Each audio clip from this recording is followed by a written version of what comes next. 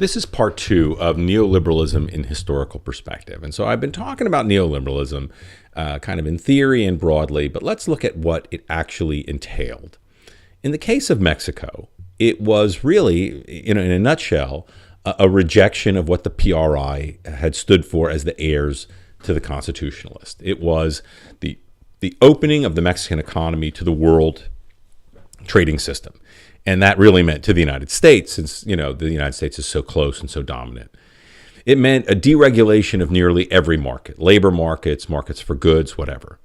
It meant the promotion of foreign investments, the selling off and privatizing of utilities and other state enterprises, the abandoning whatever remaining support there was for Cardenas's old agrarian reform. The ejidos no longer had state support.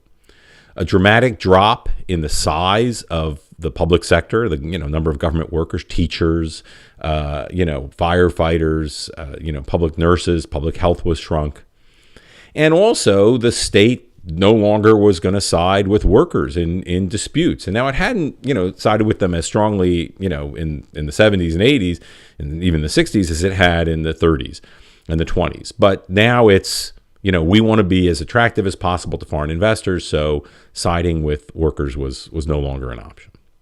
Now, NAFTA, at first at least, was a real success story on what we call the macro level. In other words, the top line figures. National growth looked good. And why was that? Well, first of all, there were a lot of capital flows. A lot of money went into Mexico. And when you see in that first line, it says DFI and hot money. These are different things. DFI stands for direct foreign investment. General Motors comes in and puts a new factory in. Volkswagen expands its factory. Other companies put factories in there. And European and Asian companies built factories in Mexico so that they could export with fewer restrictions into the United States and Canada. But hot money was simply money that went in big loans. And, there were no restrictions on it. It didn't necessarily have to do with productive capacity. It was just money in the system. The number of Mexican millionaires grew tremendously. North Americans and Western Europeans invested in Mexico through so-called emerging market funds. They put money into Mexican securities, shares in Mexican companies, as well as Mexican debt. And lots of American and Canadian manufacturers fled the high wage, high regulations of Canada and the United States and built factories in Mexico for the cheap wage and, near absence of environmental regulations. So some Mexicans got, better jobs in these factories, but what we find is that in general, things were very bad for the average Mexican. When we look at the numbers, we see, although that top line number, the ultimate macro level growth was good for many of these years, the majority of Mexicans faced real declining wages. In other words, their buying power dropped. More than 13 million peasants were more or less abandoned by the Mexican government. The ejidos no longer get support. They are, in the words of the government, redundant. They don't have a role in the economy. And, of course, manufacturing unemployment increased throughout the United States and to some extent in Canada. I mean, it was not a good deal for the average person, even though it was, of course, sold as a very good deal for the average person. And the level of discontent with NAFTA became very obvious on the same time that it went into effect. Now, that's a little bit complicated because so many of these policies had begun before the formal treaty, and under De la Madrid and Salinas, that by the end of Salinas' term, when NAFTA is signed, there is a violent backlash against NAFTA itself. It's a rebellion in the southern state of Chiapas.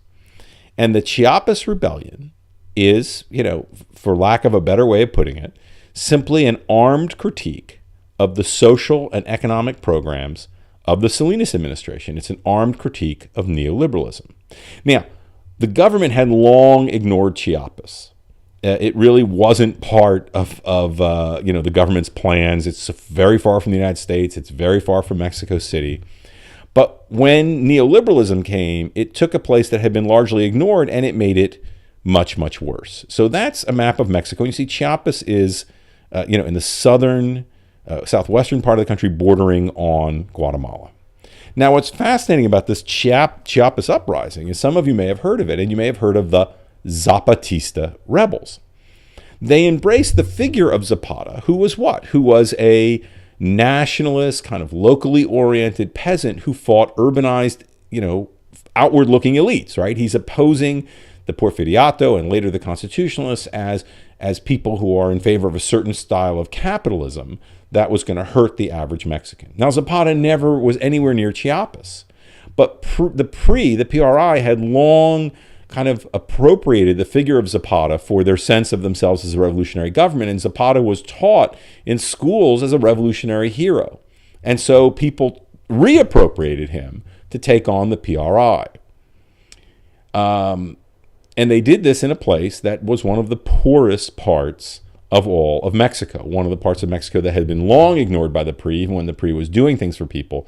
And then when NAFTA came, things were even worse. So here's a picture of contemporary Zapatistas as opposed to those people who fought in the 1910s. This is a very modern guerrilla war. And I say that because it was one of the first, it was probably the first revolutionary movement to be on the web. And part of this was to say this isn't just a local rebellion, and this makes them different from Emiliano Zapata, who was very local and very uncomfortable on the national scene. They wanted their Chiapas rebellion to spur opposition to the national program throughout the nation, and they became extremely popular. Now, why did this break out in Chiapas? Well, things in Chiapas were horrible. You can see these statistics. You don't need to have ever memorized these. I think what you need to know is that things in Chiapas were very, very bad. 43% of the dwellings had no indoor plumbing. 35% lacked any electricity. Half of them had dirt floors. Almost 3/4, you see 74%, were overcrowded. And an astounding 80% of the population lived below the poverty line. So Chiapas was a place that when the impact of neoliberalism was coming, it was going to be someplace that really felt it more than anyone else and went into rebellion. And something else happened along with the Zapatista rebellion, and it's the so-called peso shock. The peso is, of course, the Mexican currency. The Zapatistas were the domestic popular rejection of the neoliberal shift. The peso shock was the international economy saying, you know what, the Mexican neoliberalism of the 1980s is really not as good as you think it is. And, almost a year after signing NAFTA, now again, NAFTA goes into effect in January of 1994, but these policies had been playing out throughout the 80s. In December of 1994, Salinas dramatically devalues the peso. So what do you mean by devalue? Well, devalue means that it used to be, I'm making up a number here. I could look them up, but the numbers are meaningless. If 1 peso, if let's say 50 pesos bought you $1, when you devalue it, maybe now you need 100 pesos to buy you $1. And this destroyed many Mexican businesses. Why? Because when they took out loans to expand and all of that money was flowing into Mexico, all that hot money, they would denominate the loans in dollars. So an American financial institution would lend someone $100,000 or $1 million, and it was denominated in dollars, and you paid back in pesos. And of course, all of your customers bought their goods and services from you in pesos. So if you had no problem servicing your debt with your business, but then suddenly your currency is worth half of what it used to be worth, then you're not making enough money to service your debt. And you went bankrupt, and you walked away from your loans. So many bankruptcies showed how weak the economy had come and led American and Asian and European investors to leave. If you had a factory in Mexico, you weathered the storm. But if you simply had so-called hot money that could come and go, just investments, and now, a money manager anywhere in the world can kind of go on his computer or her computer and just hit some buttons and the money leaves. And that made everything worse. Now, I'm a historian, and so I look at neoliberalism and I say, you know what? We've seen this movie before. And to understand neoliberalism, why not look at something no one uses this term except me? Paleoliberalism, old liberalism. Just as before the Mexican Revolution in Mexico, just as before the Great Depression in the rest of Latin America, the neoliberal era was similar. In Latin American economies could flourish, but whatever they were doing, they were very vulnerable to outside forces, that being so globalized meant that there was a lack of national control. And the peso shock showed that. The peso shock said, look, Mexico, you're fine if everyone is happy with your economy, but as soon as international finance and business people say there's a problem, they can just leave and just suck the life out of your economy. And you could see how quickly this happened. And the mid-1990s were disastrous for Mexico as this happened. So in a way, I'm not sure Mexico is the vanguard, but it is the extreme. It's the extreme, as again, the breakdown of liberalism led to the Mexican Revolution 20 years before the breakdown of liberalism with the Great Depression in the rest of Latin America. Here, it didn't presage more problems. It became, given the nature of, mass communications in the 1990s and the 2000s, it became a cautionary tale.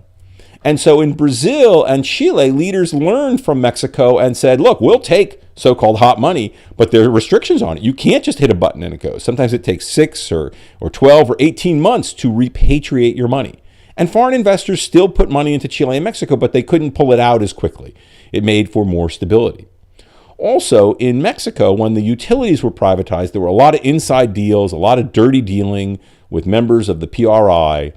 And when Brazil privatized the telephone system, when it privatized the water works and the electrical systems in various parts of the country, they had public auctions. It was very, very hard for corruption in a more open and public process. And while Mexico continues to elect largely conservative pro-U.S. businessmen, politicians, Brazil and to some extent Chile has had a series of progressive reformers in the 1990s, a more moderate reformer, and then beginning in the early 21st century, we had the election of a former labor leader who was very much in favor of the capitalist system, but believed the state had a role in regulating it, was someone who rejected the neoliberal shift. And that's Luis Ignacio Lula da Silva, who served as president from 2003 to 2011. If you go back to the slides on the new social movements, there's a picture of him in the late 1970s leading a strike. This is a man who left school at 14 to work in the auto factories, became a labor leader and a politician, and someone who was very much in favor of the international capitalist economy. He comes out of multinational businesses, the auto sector, etc., but also says the government can't just turn the economy over to the forces of international capitalism. You can't abandon national sovereignty to the international market. And so an argument that I would make is that Brazil is maybe in the vanguard now. That the election of Lula, and after he left office, his hand-picked successor was elected, his election signals an interest in promoting political liberalism over economic liberalism or neoliberalism. The PT, the party, the Workers' Party that Lula comes from, if you go back to that lecture on the new social movements, is hyper-democratic. They believe in popular participation at every level. And what they're saying is that a robust democracy is the best thing for capitalism. And so maybe there's a new group of leaders in the 21st century who are focusing on political liberalism first and saying that we're not, as neoliberalism would have you, focusing on capitalism over democracy. What we see is the neoliberal model is so limited that what we need to do is focus on democracy first, and from that, robust capitalist systems will follow. And ultimately, and I think this is why I'm very positive about Latin America going forward, at least in the near term, is that we finally have reached a moment where there's an attempt, a very self-conscious attempt everywhere in Latin America, with the obvious exception of Cuba, which is, as of today, still a dictatorship, to balance political and economic liberalism. If so much of the history of Latin America has been economic liberalism, free trade over everything else, and then kind of figuring out ways to have people participate through populism and then shutting that down with dictatorship, now we have largely democratic societies that are participating in the world capitalist economy. So we've got political and economic liberalism, and maybe that's brought to us by the failure of military dictatorship on the one hand and the real problems associated with neoliberalism on the other.